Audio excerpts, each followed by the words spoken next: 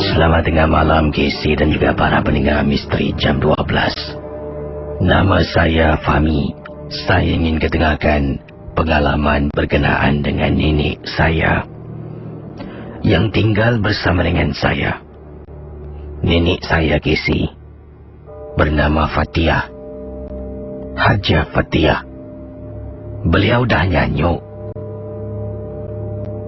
Kebelakangan ini saya banyak kali kena jaga nenek. Adalah masalah keluarga.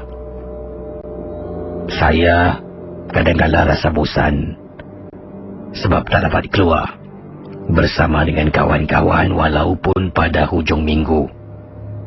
Oleh kerana tidak ada sesiapa yang boleh menjaga nenek, saya akan temankan nenek duduk dalam rumah. Kadang-kadang dengan perasaan marah, terpaksa melakukannya. Ibu dengan ayah saya bertugas. Jadi katanya Fahmi, Casey, pada suatu malam setelah lebih kurang 2 minggu saya menjaga nenek, saya kata pada ibu, awal-awal lagi saya dah cakap, Bu, this weekend I nak keluar dengan my friend, boleh tak? Mula-mula kata boleh. Bila sampai hujung minggu, ibu kata, Fahmi minta maaf lah, ibu kena kerja lah, last minute kena tukar schedule. Fahmi jaga nenek Saya marah Casey. 2 minggu saya jaga, 2 minggu saya tak keluar, duduk rumah, pergi sekolah, balik sekolah, jaga nenek saya, kata Fahmi. Jadi bila sampai hujung minggu yang saya betul-betul nak jumpa kawan, ibu kata tak boleh. Saya menjadi marah, saya masuk bilik tidur awal. Casey pukul 9 malam saya dah masuk bilik tidur. Saya marah sangat. Nenek saya ni Casey, dia ni boleh bergerak sendiri, boleh makan, boleh minum. Cuma kadang-kadang dia ni nyanyuk, dia akan buka pintu keluar dari rumah. Jadi kunci harus saya simpan. Untuk keselamatan ada orang kena jaga dia, takut rumah terbakar ke dan sebagainya. Jadi ibu saya keluar pergi kerja dengan bapa saya. Saya duduk dalam bilik kebingitan, sedang baring Casey, sampaikan saya terlelap tertidur. Saya tidak pasti jam berapa, tapi apabila saya sedang baring di atas katil dalam keadaan terlelap dan kemudian saya terbangun, saya dengar suara memanggil saya. Casey bayangkan, Fahmi, Fahmi, Fahmi. Dalam hati saya ni, apa pula ni aku nak ni? Apa ni? Saya pusing belakang. Pintu bilik saya tertutup Casey. Kalau pintu bilik tertutup, nenek saya tak ada dalam bilik. Suara siapa yang saya dengar? Fahmi, Fahmi. Dengar lagi Casey. Meremang bulu rumah saya. Saya dengar suara seperti datang dari tingkap bilik tidur saya. Casey, saya tak berani nak toleh belakang. Terus terang saya cakap. Saya bangun dari katil, saya terus bersuara, Nek, Nek, Nek. Fahmi, Fahmi.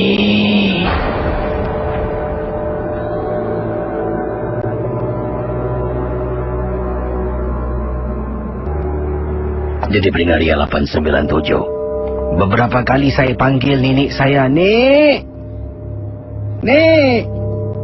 Nenek saya tidak menyaut. Sambil saya memanggil-manggil nama nenek saya, di belakang saya masih kedengaran suara tersebut memanggil saya, Fahmi, Fahmi, beberapa kali. Fahmi. Nenek. Nek. Nenek. Aku dekat tinggal. Nek. Fahmi. Pendengar Ria 897, cuba anda bayangkan. Casey, saya tak bohong Casey.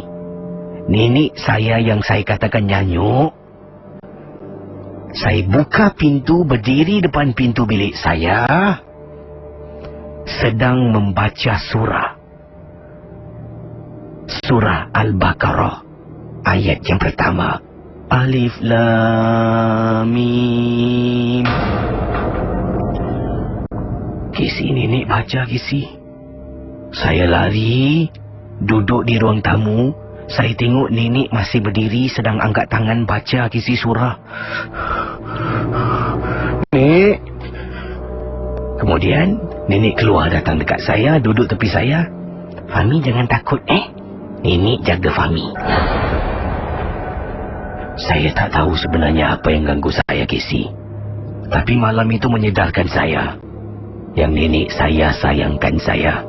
Sejak malam tu saya dah tak marah-marah sangat, walaupun kadang-kala terasa rindu nak keluar. Itulah pengalaman saya, Kisi. Peristiwa yang tak dapat dilupakan. Terima kasih. Yang ikhlas. Dari Nur Muhammad Fahmi, peminat rancangan misteri jam 12. Pendengar Ria 897, kisah dari Fahmi. Itu dia. Dia cakap, nenek nyanyuk orang tua ni. Nyanyuk licik nampak. Nenek yang nyanyuk tu lah yang bantu cucu dalam kesusahan kena gangguan waktu malam. Mula-mula marah bila dengar Fahmi. Nama orang tua ni marah betul bila tengok belakang, pintu bilik tutup, nenek tak ada. Rupa-rupanya panggilan tu. Fahmi langsung tak toleh belakang sebab dia takut. Meremang bulu roma. Dia terus keluar bilik. Buka pintu terperanjat. Nampak nenek sedang diri. Nenek sedang baca surah untuk membantu cucu yang terkena gangguan. Bayangkan. Cucu cakap nenek nyanyuk. Orang nyanyuk tu lah yang tolong. Baik, kisah yang cukup menarik. Saudara, anda boleh hubungi saya untuk berkongsi pengalaman anda dalam rancangan misteri jam 12. Yang ini daripada pendengar kita bertugas sebagai seorang pemandu teksi. Dikatakan di sini, pengalaman yang dialami oleh rakan kita, pendengar kita, bayangkan. Ini berlaku di Lento Avenue. Daripada Encik Rahim berkongsi, beliau adalah seorang pemandu teksi. Waktu itu sekitar pukul 2 lebih pagi. Selepas mendengar rancangan misteri jam 12, sebenarnya saya berada di CTE. Saya memandu menggunakan jalan susur keluar Lento Avenue. Untuk pendengar-pendengar Ria yang bukan rakyat Singapura, CTE adalah nama lebuh raya lah, lebuh raya di Singapura. Dan jalan susur keluar Lento Avenue ni merupakan satu jalan yang agak panjang. Dan sebelah kiri kalau tak silap saya adalah hutan, sebelah kanan adalah reservoir, Jadi jalan tu malam-malam memang tak banyak kenderaan yang lalu, tapi jalan tu juga sunyi lah. Jadi pengalaman yang dialami oleh rakan kita, Encik Rahim, memandu teksi. Kata beliau, bila memandu waktu malam saya dah mengantuk sangat, dah terlampau mengantuk. Jadi sedang memandu dari CTE tu, saya dah turunkan tingkap kiri kanan. Jadi bila angin tiup tu yang kuat tu boleh membantulah membangunkan saya yang dah hampir-hampir nak tertidur. Jadi pendengar Ria 897, saya pandu, nampak saja jalan susur keluar Lento, saya keluar exit, memandu turun flyover, kemudian memasuki Lento. Saya impit sebelah kiri perlahankan sebab dah tak tahan mengantuk sangat-sangat. Pendengar Ria 897, dalam keadaan angin yang kuat tu masuk dari tingkap teksi saya, katanya Encik Rahim. Apa yang berlaku ni, Casey? Saya baru nak berhentikan teksi saya, dah tekan hazard light. Dah nak tekan brake ni, Casey. Angin tengah tiup. Tiba-tiba, Casey, saya yakin apa yang saya dengar. Saya boleh dengar bunyi suara sesuatu mengilai. Jauh sangat.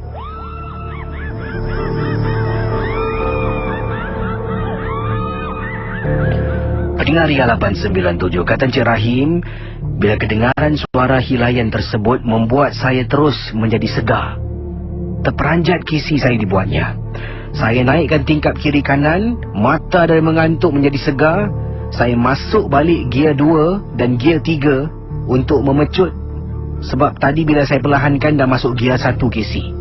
Jadi bila dah masuk gear 2, gear 3, saya impit sebelah kanan dan kemudian teruskan perjalanan. Tapi itulah pengalaman. Mohon maaf kalau tak seram kisah saya, tapi di Lento Avenue, ingat lagi kisi, saya dengar bunyi suara mengilai. Entah datang dari mana, dari hutan ataupun dari reservoir, saya tidak pasti. Tapi hilayan tersebut membantu membangkitkan saya daripada rasa mengantuk. Terima kasih, Casey. Baik, pendengar Ria 897, kisah daripada pemandu teksi bertugas di waktu malam. Dia bayangkan, ya. Baik, kita akan teruskan dengan kisah-kisah anda di FM 897 daripada pendengar-pendengar yang berkongsi peristiwa pengalaman yang lain. Boleh cuba tembusi bilik siaran. Kita bersama dengan pendengar kita. Hello, selamat tengah malam. Selamat malam. Siapa tu? Nazri. Nazri, panggilan dari mana ni? Dari Tampines. Ada pengalaman tentang apa, Nazri? Silakan. Ni pengalaman dah 3 bulan yang lepas lah. Lepas tu, bentar ya.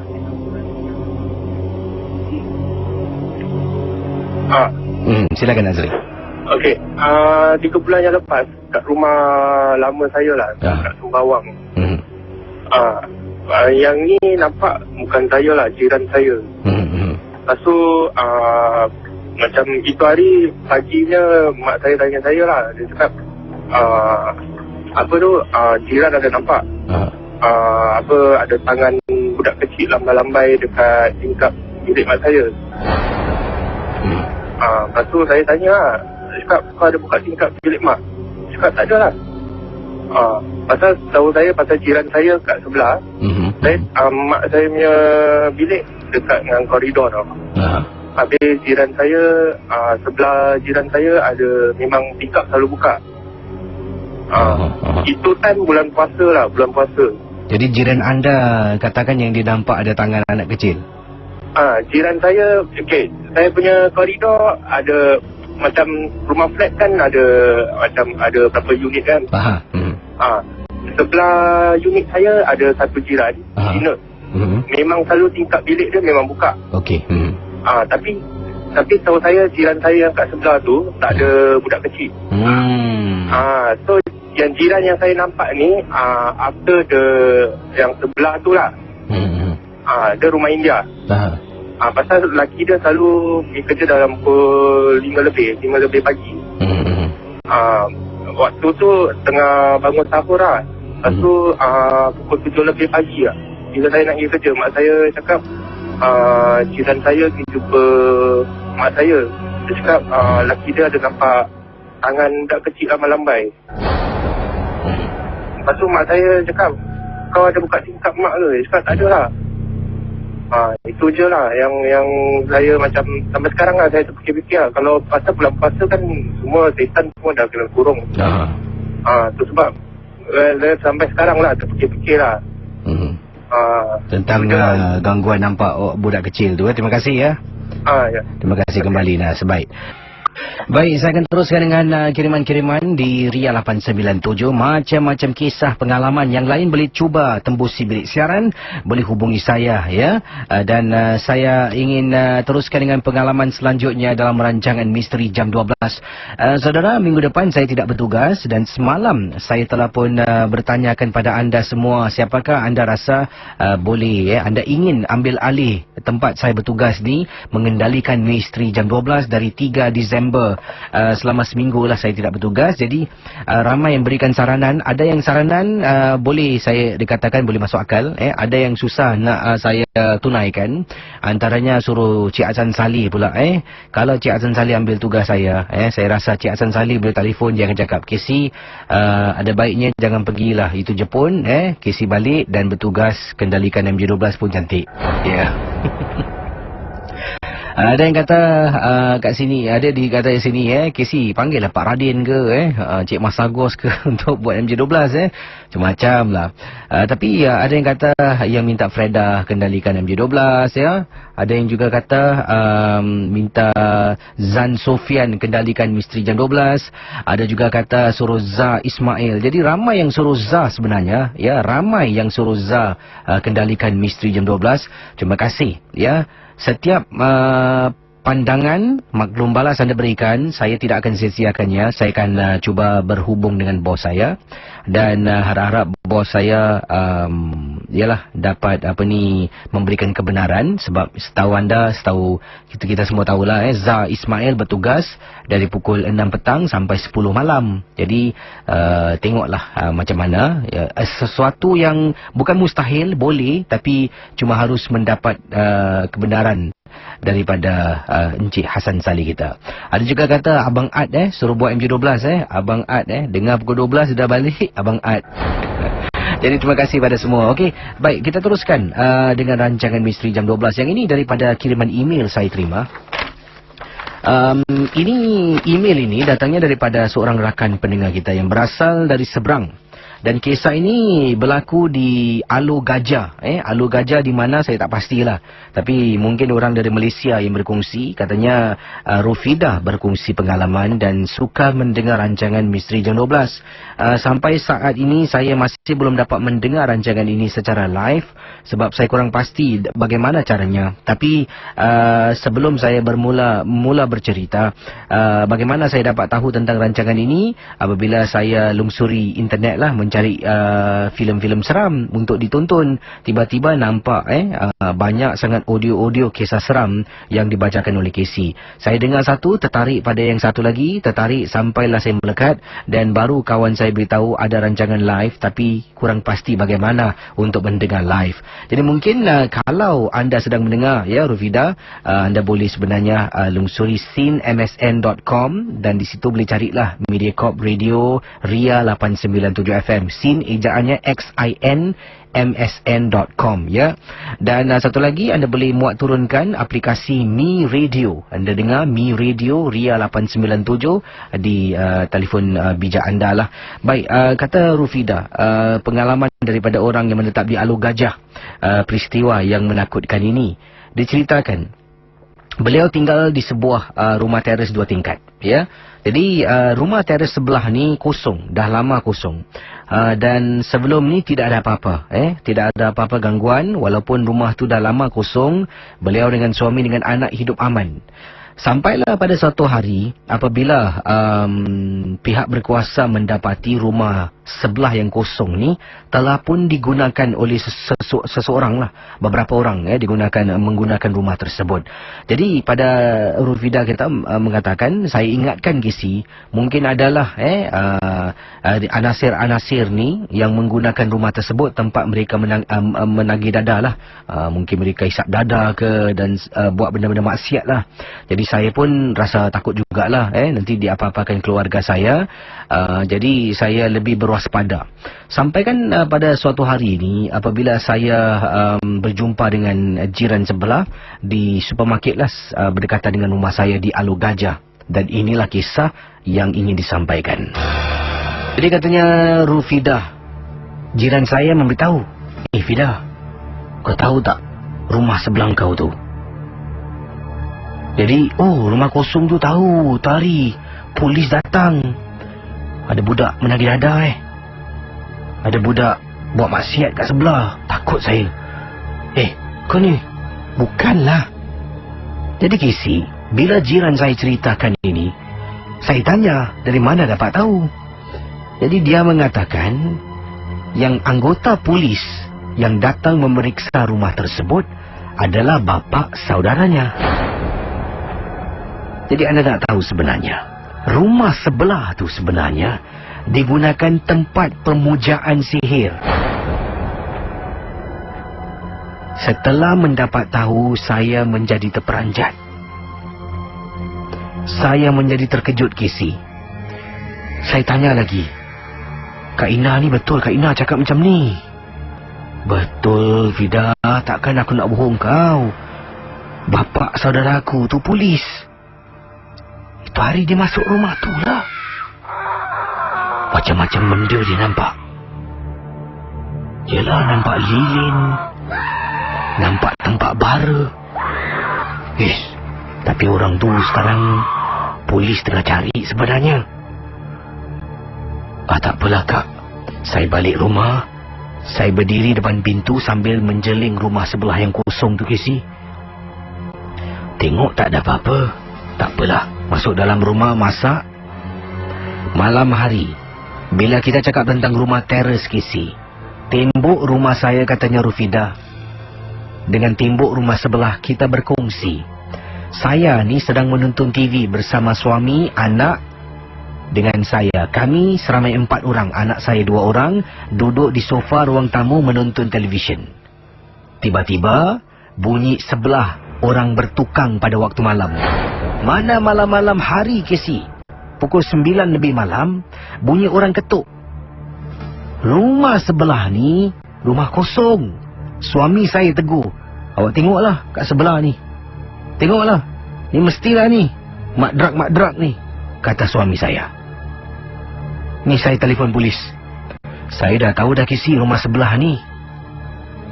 Suami telefon polis. Dalam lebih kurang setengah jam, polis pun sampai. Polis berada di luar rumah saya. Kemudian bertanya, sebelah ni rumah, awak ada nampak orang masuk ke? Tak ada, kami dengar orang ketuk-ketuk. Oh, baik, kita cuba periksa. Suami saya dengan saya nampak kesi polis tu masuk dalam. Kami tak boleh masuk. 1 orang polis masuk dalam, lagi seorang berbual dengan saya di luar. Kesi, kurang dari seminit dia keluar balik. Mukanya pucat, Casey. Jom kita balik balai, kata polis yang masuk dalam kepada kawan yang sedang berbual dengan saya. Jom kita balik balai. Asal, dalam ada orang tak? Dalam kosong, tak ada orang. Napasnya tercungap-cungap, kata Rufidah. Saya tengok polis tu lain macam, Casey. Bang, dalam ada orang tak, bang? Tak ada orang. Jom balik balai sekarang. Mereka naik kereta, tinggalkan. Bang, kenapa dengan itu, Tak apalah, masuk balik duduk. Bunyi lagi, Casey. Rumah sebelah, orang bertukang. Polis masuk cakap tak ada orang, tapi kami dengar. Suami lagi nak telefon polis. Saya kata, bang, jangan telefon polis. Sini. Tadi saya ceritakan apa yang Kak Inah ceritakan pada saya, Casey. Suami dengar terperanjat. Awak ni nak percaya sangat, kata Kak Inah tu. Awak tak tahu ke Kak Inah tu kaki gosip? Jadi saya kata pada suami, bang, kalau Kak Inah tu bohong, takkan polis tu tadi awak masuk, nampak tak? Dia masuk sekejap, dia keluar muka pucat, termengah-mengah kawan tu. Sekarang ni ketuk ni, siapa yang ketuk, bang? Malam tu saya dengan suami bertekak. Kami masuk bilik tidur dengan anak-anak. Sepanjang malam bunyi orang ketuk beberapa kali. Saya dengan suami hanya berdiam diri saja. Casey, 2 hari kemudian, saya nampak Casey, ada seorang pakcik masuk. Dia masuk daripada pintu gerbang, tapi dia panjat menggunakan tangga. Saya terperanjat. Kenapa pakcik ni panjat tangga sebelah? Adakah ini bomo yang dimaksudkan? Jadi saya tengok, nampak jiran sebelah keluar. Jiran sebelah satu lagi unit lah. Saya nampak, dia angkat tangan. Pakcik tu yang pakai songkok masuk panjat pagar rumah sebelah dengan seorang lagi rakannya. Jiran saya yang sebelah ujung tu datang menghampiri. Dia tanya saya, malam-malam kamu ada dengar tak bunyi orang ketuk-ketuk tembok ni? Ada, bang. Itulah, saya panggil Pak Ji ni suruh semahkan rumah sebelah ni. Tak boleh tidurlah saya dengan isteri. Kadang-kadang malam-malam dengar orang panggil. Dekat tingkap bilik dengar tek tek tek tek tek tek. Saya tak boleh tidur. Jadi isteri suruh carilah tukang ubat. Jumpa Pak Ji ni, suruh dia masuk tengokkan rumah ni. Jadi Casey, rupanya jiran sebelah ni pun kena ganggu macam saya, tapi dia lagi dahsyat. Sampaikan tingkap bilik pun diketuk. Nasib baiklah dia panggil pakar ni datang. Pakar ni semah rumah tersebut tahap demi tahap, beransur pulih dan tidak ada lagi gangguan, Casey. Terima kasih dari peminat Misteri Jam 12 dari saluran YouTube berasal dari Alo Gajah Malaysia. Selamat tengah malam dan terima kasih, Casey. Pendengar 897 Alo Gajah, Alo Gajah, hingga poringga. Macam-macam kisah pengalaman-pengalaman malam ini ya. Jadi kisah tadi tu bayangkan polis masuk pun takut. Member keluar sampai muka pucat. Dan rupa-rupanya bukan saja Rufidah diganggu, malah jiran sebelah satu lagi lah. Tembok ada dua lah, tembok kiri, tembok kanan. Mungkin Rufidah tembok sebelah kiri, jirannya tembok kanan. Jadi jiran tembok kanan ni bukan ganggu, sampaikan dia sendiri panggil pakar untuk sema rumah kosong. Macam mana tu? Rumah tu kosong, awak halau datang balik. Jadi Alo Gajah. Ada yang kata Kisi, Alo Gajah tu dekat Melaka lah Kisi. Oh ya ke? Terima kasih lah banyak pendengar-pendengar yang tahu Alo Gajah di Melaka bro. Terima kasihlah pada yang berkongsi. Bagus-bagus. Baik, kita bersama dengan pendengar kita. Hello. Hello. Hai, siapa tu? Ni saya Haidir. Haidir. Panggilan dari mana Haidir? Saya panggilan on the way back home lah. Oh, jadi pengalaman yang Haidir nak kongsi bersama tentang apa ni? Silakan. Ni waktu 4 years back about pancing juga Okay, satu hari tu that Friday, I think post on Friday. Awak mancing seorang ke atau dengan rakan-rakan? Selalu dulu first time memang selalu saya every week pergi lah. But then yang one Friday tu kawan saya sama saya waktu 10 lebih. Dan dia cakap, Chan nak pergi pancing apa? But saya dengar banyak cerita yang pasal orang cakap pasal kat mana ni Sembawang Kampung Waksan sana memang hot spot. Then saya cakap okay, why not kita pergi lah. Then saya pack je. Saya bawa motor. Dia tak bawa motor. Kita sampai sana about 12+. Then saya pun tak tahu nak park motor kat mana. Sekali dia cakap park dekat masjid sana ada satu surau. Saya pun saya park. Saya tak familiar dengan tempat lah. Then saya masuk jauh the way. Then dia ada satu corner besar tu. Dia saya tak tahu ni kita dua orang je. Saya kata tak ada orang sini lah. Ni tempat spot baik-baik. Saya pun pergi lah. Saya dah pasang-pasang, siap-siapkan barang. Dia pun dah siap-siapkan barang. But then after few hours suddenly macam ikan non-stop lah. Like dia dapat, saya dapat. Dia dapat, saya dapat. Itu buat gitu pula. Cakap betul-betul cakap lah. Kalau ikan bangsa non-stop dia dapat tu, ada tanda-tanda tak baik lah. Habis saya tak percaya tu sangat. Saya buat bodoh. Then after that about few hours later, saya relax. Then tiba-tiba saya duduk lah. Dia duduk sebelah hujung. Saya pun relax. Then tiba-tiba saya rasa angin belakang tau. Satu macam satu orang gerbang saya kat belakang tu. Then saya lalu duduk, saya tengah main handphone. Kawan saya pun senyap kat hujung. So saya cakap dengan dia, saya mesej je, macam ikan dapat banyak ke? Dia senyap, dia cakap. Lalu saya tengah diam tu, saya lihat ada macam satu kain melintas sebelah kanan saya. Saya boleh nampak imbas-imbasan. Saya cakap ni lain macam. So saya mesej je, kata tulis belakang kau sikit. Kata tulis kat belakang aku ada apa. Tu tak sampai few second saya dengar bunyi handphone SMS lah. Terus saya dengar orang melintang lari dia. Dia lari. Dia tinggalkan saya kat situ. Habis cakap pasal pula dia lari. Saya tulis ke kiri, saya tengok dia lari. Suka about few meter away, I think about 30 meter away. Dia dah mata sawan kat situ. Tiba-tiba sawan, dan saya apa lagi. Saya tinggalkan joran, semua saya lari. Dan satu pakcik yang tukang jaga kat sana, daripada surau tu, dia cakap, awak berdua je ke apa? Bang, cik, saya berdua je. Ni saya rasa kawan saya kat sebelah sana dengan sampuk. Dah tu, saya pun pergi dengan pakcik ni. Pakcik cakap, awak berani tak? Saya cakap, saya memang tu cakap, tu saya tak berani lah. Ketua pakcik tu tarik dia, dah tu dia kena sampuk on the spot lah. Dia kena ngacau. Dia mengacau, saya cakap dengan dia, cik, siapa nak buat, apa nak saya buat sekarang? Saya rasa, bagi awak, saya bawa dia ke tepi, awak bawa saya dengan dia tepi, tinggalkan joran-joran. Alamak, saya cakap barang-barang itu macam mana Bukan nak tak nak. Terus ada satu kawan pakcik tu, mana orang mana tak tahu, dia tolong saya angkat barang. So pakcik tu yang tu suruh saya balik lah. Saya cakap takkan saya tinggalkan kawan saya kat sini. Saya tunggu lagi berapa jam saya lepaskan subuh lah. Waktu subuh, dan kawan saya pun sadar. Pakcik tu cakap wah ada badan dia badan kotor lah. Tu kita pun sambung lah. Pakcik tu pun ajak kita semain subuh sekali lah kat surau tu kan. Terus after few days then the parents call me up, cakap Korang dua ada pergi tempat-tempat yang tak baik tak? Cakap tak ada apa-apa lah pasal ni kawan saya dah ke Sawan. Dia kena terus bawa pergi mana dia pergi berubat lah kat satu tempat ni. Saya tak nak ikut lah. Itu aja kes saya cerita dengan masalah itu. Terima kasih Haidir. Dan on the way balik ni Ya saya. Berhati-hati ya. Terima kasih. Kembali. Okey, baik.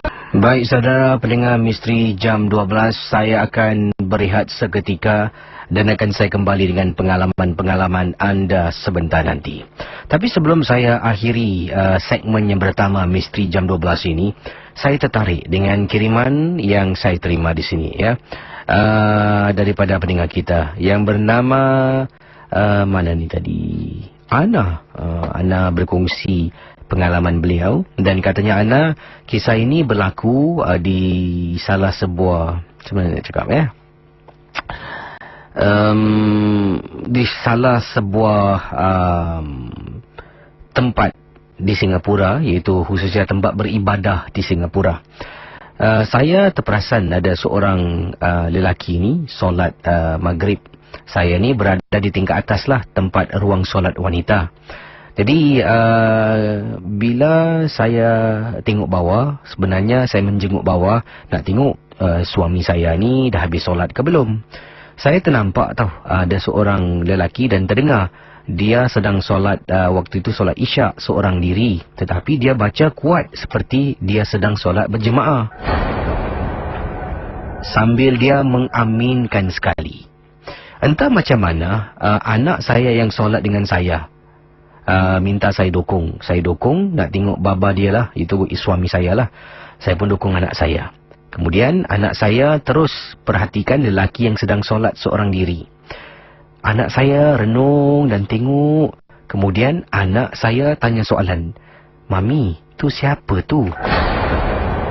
Saya tanya siapa mana? Sebab Casey dalam ruang solat tu Casey, yang dia tunjuk sebelah kanan. Sebelah kanan hanya seorang saja yang sedang solat. Sebelah kiri ada beberapa yang lain sedang mendirikan solat. Jadi saya tanya, yang itu tengah solat tu Kata, oh entah Mami tak kenal. Tak, dia kata. Yang pakai baju semua warna hijau. Saya tengok lelaki tu pakai t-shirt hitam dengan seluar jeans. Siapa pula yang pakai semua baju hijau? Mana ada orang baju hijau? Tu belakang abang tu. Casey, saya nampak. Saya tak nampak apa-apa. Anak saya boleh nampak. Tak apalah, saya kata. Jangan tegur-tegur. Itu mungkin agaknya tengah solat jemaah sama-sama. Jadi turun ke bawah. Bila turun ke bawah, tanya suami. Tadi kat bawah nampak apa-apa tak? Suami kata nampak apa? Tak ada apa-apalah, lupakan saja. Casey, saya rasa muskil betul. Siapa agaknya yang solat yang anak saya nampak dengan lelaki tersebut. Dan mungkin lelaki itu pun ingatkan ada orang solat berjemaah dengan dia. Sebab dia baca kuat sangat, Casey.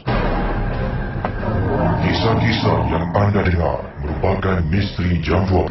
Tidak ada sembarang bukti yang boleh mengesahkan kebenarannya. Terima kasih bagi anda yang setia bersama dengan saya setiap malam ya. Dengan kesetiaan anda lah membuat saya semangat setiap malam untuk buat macam-macam. Baca kisah ni, kadang-kadang saya akan keluar buat MG12 walaupun off air, saya akan keluar rekod merakamkan masuk di saluran YouTube Jadi saya tahu ramai yang minat, jadi saya akan cubalah usahakan apa yang saya mampu lakukan. Dalam masa terdekat ini tengoklah kalau saya berkemampuan mungkin mempunyai masa, saya akan rakamkan lebih banyak kisah video untuk YouTube, saluran YouTube saya. Terima kasih bagi anda yang dah pun subscribe, nantikan saja. Maaflah kebelakangan ini tak banyak video saya buat sebab sibuk menguruskan banyak perkara. Dan saya akan kembali beraksi nantilah dalam masa terdekat ini.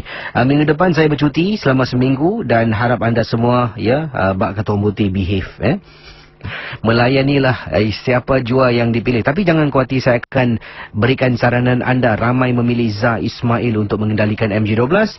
Jadi saya akan tanya pada Encik Hassan Saleh, adakah mungkin ada tak boleh mungkin kita tempatkan Zah Ismail untuk kendalikan rancangan MG12. Baik, ini kisah yang ingin saya sentuh ni dari seorang pekerja pembersih. Dan beliau bekerja di lapangan terbang. Saya tak nak bilang lapangan terbang mana. Tapi ini berkenaan dengan sebuah tandas di lapangan terbang ini. Setakat ini saya rasa, seingat saya, ini kalau saya ceritakan adalah kisah yang keempat ataupun yang ketiga lah. Berkaitan dengan sebuah tandas di lapangan terbang di Singapura. Seorang kakak ni bertugas sebagai seorang pekerja pembersih, memasuki tandas yang dikatakan berantu lah.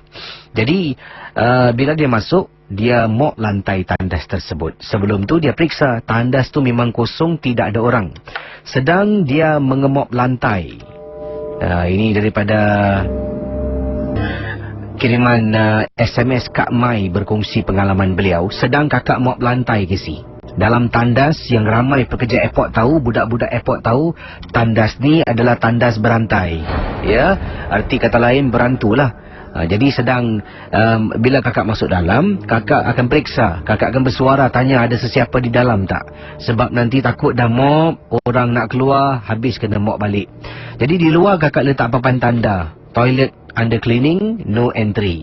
Kakak pun dah tahu dalam tak ada orang, kakak mop lantai tersebut. Sedang kakak mop ni, tiba-tiba Casey dengar orang flush tandas. Dalam tandas yang kakak sedang bersihkan ni, salah satu cubicle, ada orang bunyi orang flush tandas tersebut Casey. Kakak terdiam seketika. Tunggu ada orang tak keluar. Tadi aku periksa tak ada orang. Macam mana boleh bunyi orang flush tandas pula? Dengan cepat Casey, seperti yang kakak katakan, ramai tahu termasuk kakak tandas ni berantai. Tak pernah kena, itulah kali pertama. Kakak mop kasih habis. Kemudian kakak nak tarik pintu tandas, nak tutup pintu tandas. Sebab bila kakak mop, kakak buka pintu, luar kakak letak satu sign tak boleh masuk, tandas sedang dibersihkan. Bila dah habis mop lantai tandas semua, kakak nak tutup pintu. Tangan ni tarik, Casey, kubikel tengah tandas berantai di lapangan terbang. Bayangkan Bergaria, apa yang kakak nampak memeranjatkan. Tarik pintu nak tutup, dekat kubikel tengah dalam tandas, benda tu tarik pintu nak buka, dan kakak nampak Casey macam ada kepala orang menjenguk. Ya Allah Casey, punyalah terperanjat. Kakak lepaskan tandas, pintu tandas tersebut. Pintu tandas tertutup. Kakak pun jalan, tolak troli kakak dan pergi ke tempat yang lain. Itulah pengalaman Casey, peristiwa yang tak boleh dilupakan. Kalau Casey nak tahu, jangan pergi ke tandas berdekatan dengan ... dekat lapangan terbang di Singapura. Tak perlu saya sebutkan dan tak perlu anda rasa takut dan kuati, ya. Kalau takut, pergilah tandas berdua. Kita bersama dengan pendengar kita. Selamat pagi, siapa bercakap ni? Pagi Casey. Siapa bercakap ni? Sama saya Bedan. Bedan dari Batam, Indonesia. Ya, Indonesia. Jadi Bedan, pengalaman yang ingin dikongsi sama, silakan. Ya, Casey. Silakan. Ini kisah saya waktu pertama saya kali pergi kampung nenek saya. Di mana tu? Di tempat pulau juga, di daerah Batam ini. Kemudian pada waktu sore itu, saya pun buang air besar Casey di Tanjung. Kebetulan rumah nenek saya itu di Tanjung kan.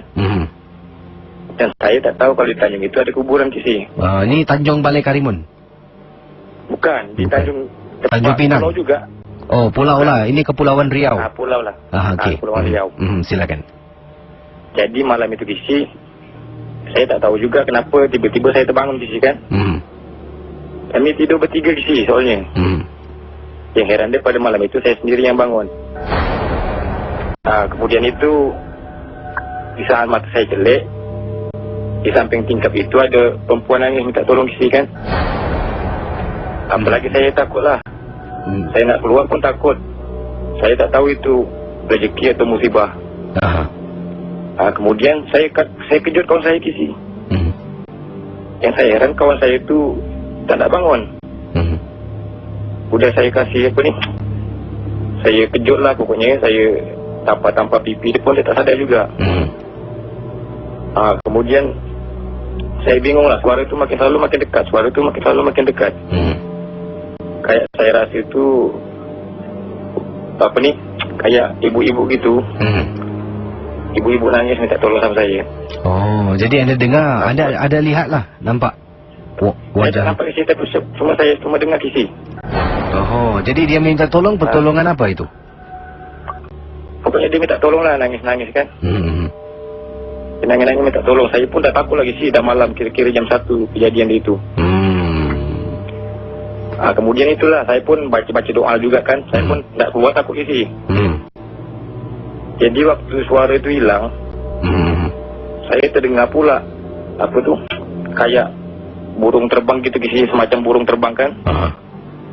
Dia berhenti pada depan pintu yang saya hadap itu, kisi. Nah, kemudian dia cakap kisi pintu tu, kisi. Saya pun tak tahulah yang cakap itu apa. Cuma saya tak berani keluar kan. Saya baca doa apa-apa, tak tembus-tembus kisi, tak hilang-hilang juga. Kemudian saya tetap kejar teman saya yang ada di samping saya ni, tetap tak mau bangun juga kisi. Dan itu kisi kan, suara itu pindah pula di dapur kisi, di sebelah belakang tandas itu kisi. Yang suara itu terbang tadi tu. Kemudian dia banyak jatuhkan barang, banyak jatuhkan apa tu, banyak jatuhkan periuk, banyak jatuhkan bangku apa. Cuma saya tak berani tengok kisi. Apalagi lah saya baca doa lah pokoknya, yang saya tahu kan. Saya nak kejut nenek saya, takut. Kejadian itu kira-kira berlangsung 3 jam lah kisi. Oh, 3 jam tangisan, kemudian dia beralih. Peluh-peluh lah. Wah, kena sampai ke dapur. Dapur tu mungkin dijatuhkan barang semualah. Kemudian bagaimana malam tu keadaan tu dapat diredakan? Diredakan itulah kisi. Alhamdulillah itu waktu itu pas beduk subuh baru dia hilang langsung kisi. Pas beduk subuh kan. Pas bunyi beduk aja, alhamdulillah lah, semua sepi, senyap sepi. Saya tak dapat tidur sampai pagi. Gangguan tu hanya bangun pagi saya cerita sama teman saya. Dia bilang tak adalah, dia bilang kau orang tu tak ada bangunkan saya gitu kan. Saya bilang saya udah tampar pipi awak, saya udah cobek gitu, awak tak bangun juga, saya bilang.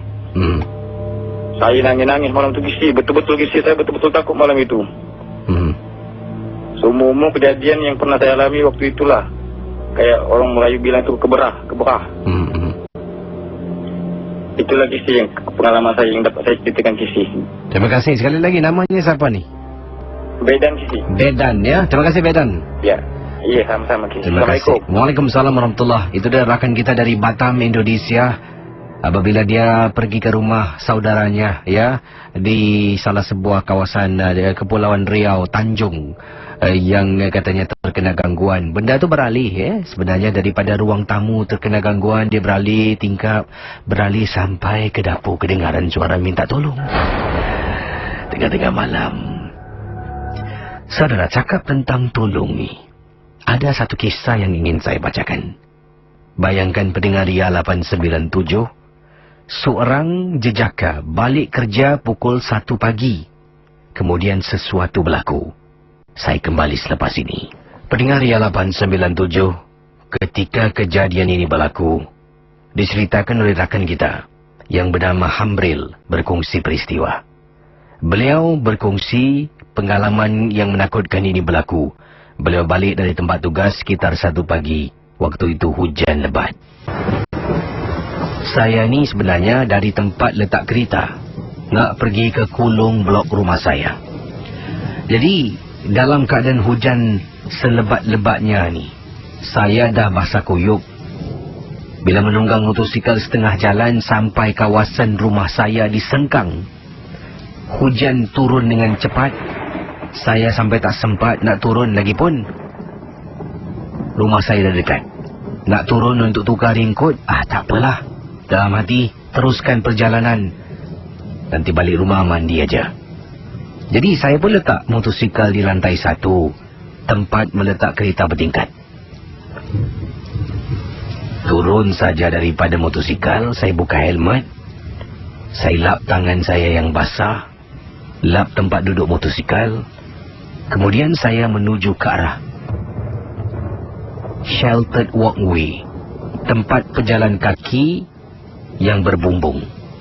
Pendengar Ria 897, lazimnya, katanya Hamril, saya boleh jalan terus, tapi kebasahan nanti. Saya jalan di sheltered walkway. Jalan nak menuju ke arah blok rumah saya. Sedang berjalan, saya dengar Casey, malam-malam hari, hujan tengah lebat Casey, dengar suara perempuan sedang menyanyi. Tapi suaranya seram.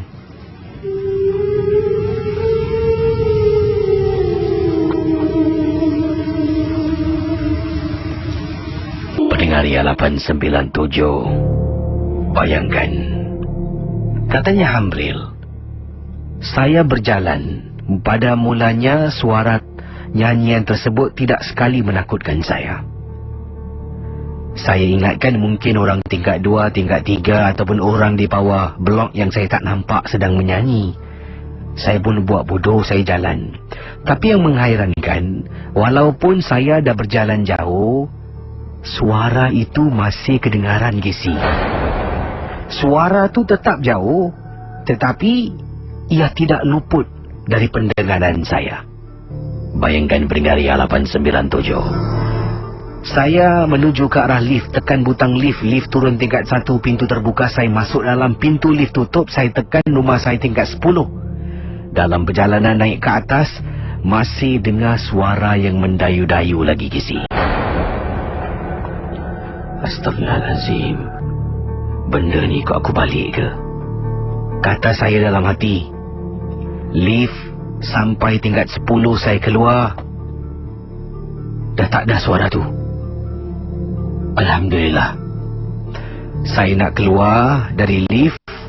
Saya jalan perlahan-lahan menuju ke arah rumah saya. Rumah saya adalah unit yang ketiga selepas lift. Berjalan sepanjang koridor. Rumah yang pertama, rumah yang kedua. Tiba-tiba saya dengar suara.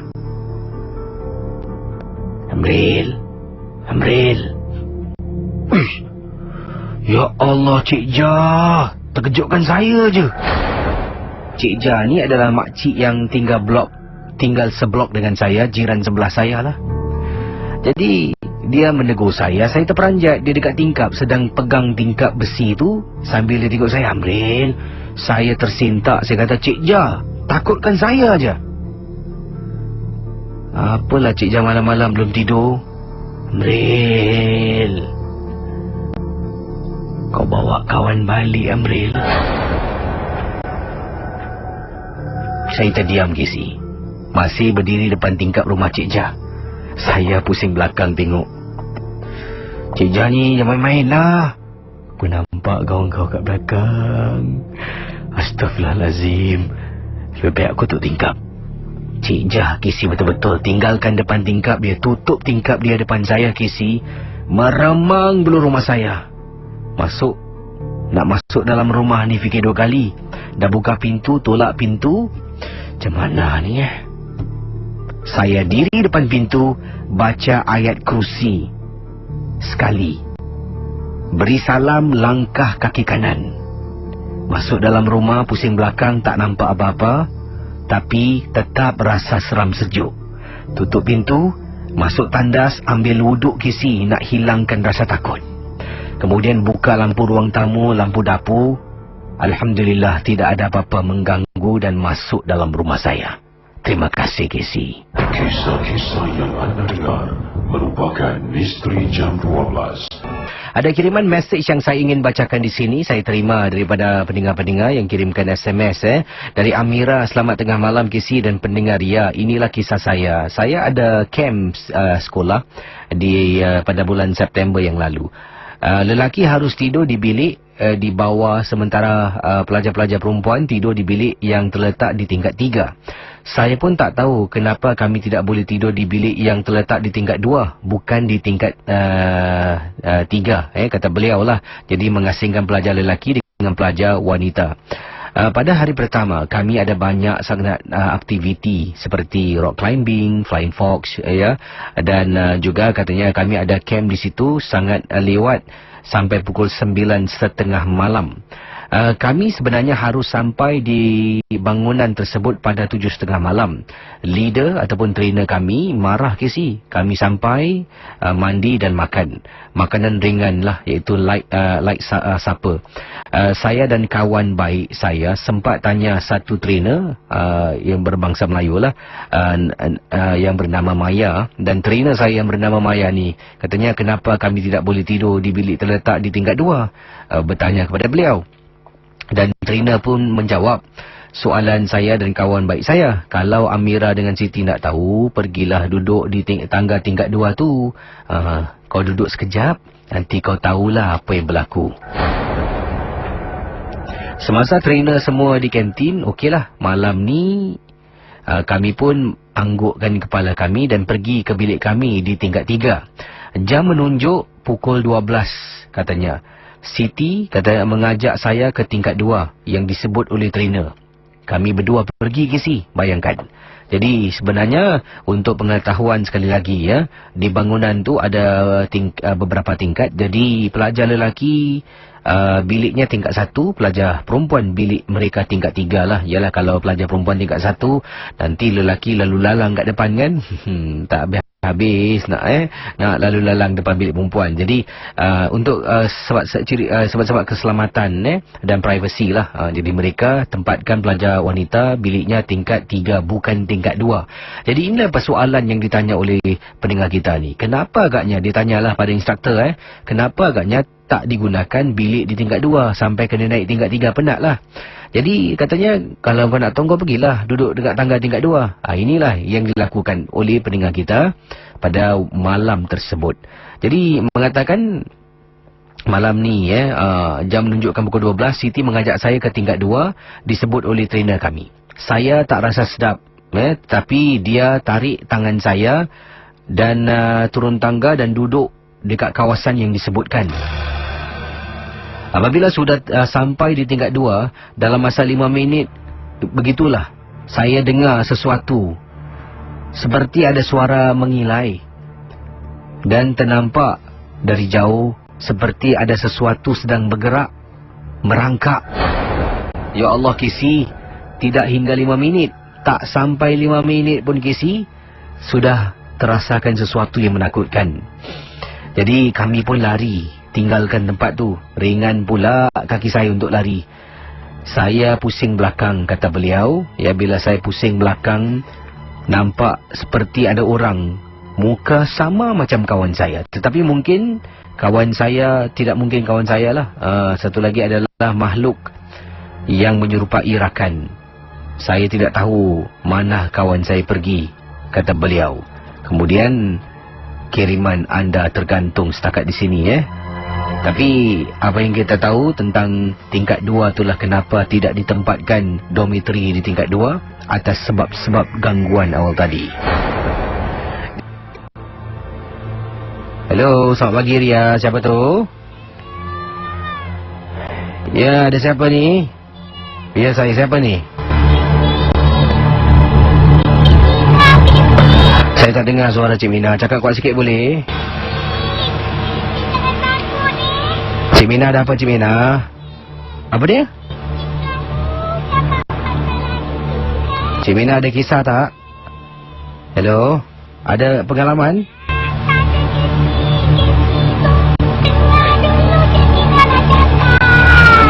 Tak apa Cik Mina, terima kasih lah Cik Mina ya. Apalah.